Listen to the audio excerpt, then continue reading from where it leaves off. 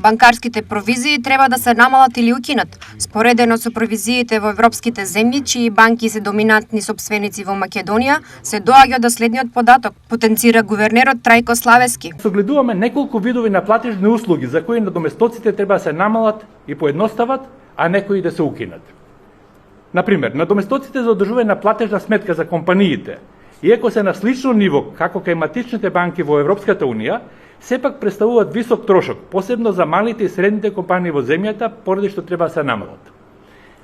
Понатам, надоместоците за користење на електронско и мобилно банкарство во услови кога се наплатуваат надоместоци за одржување на платежна сметка, представуваат дополнителен трошок кој би требало да се укине, имајќи предвид дека оваа услуга е вообичаено бесплатна за граѓаните кај матичните банки од ЕУ, а дел од нив не наплатуваат вакви надоместоци ниту од компаниите. Цената на платежните услуги е до 20% од нето приходите на банките. Според последните податоци од 2024 година, нето приходите од надоместоци учествуваат со 18%, цели 18% во вкупните нето приходи на банките.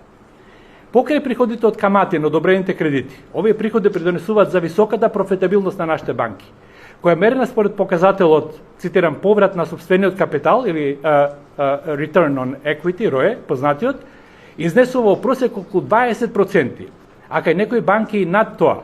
Овие ставови гувернерот на Народната банка на Македонија Трајко Славески денес ги сподели со членови на управните одбори на банките во државата во насока да се намалат банкарските трошоци за граѓаните, но и да се развијат платежните услуги и платните системи.